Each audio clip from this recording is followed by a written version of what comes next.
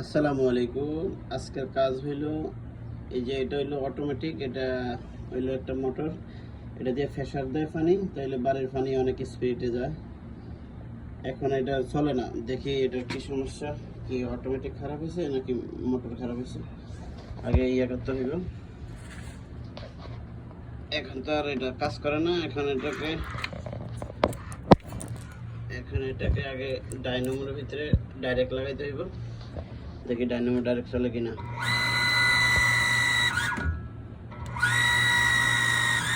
Dynamo direct চলে, অর্থাৎ রোগ হয়ে গেছি। সমস্যা হলো অটোমেটিক খারাপ হয়ে গেছে।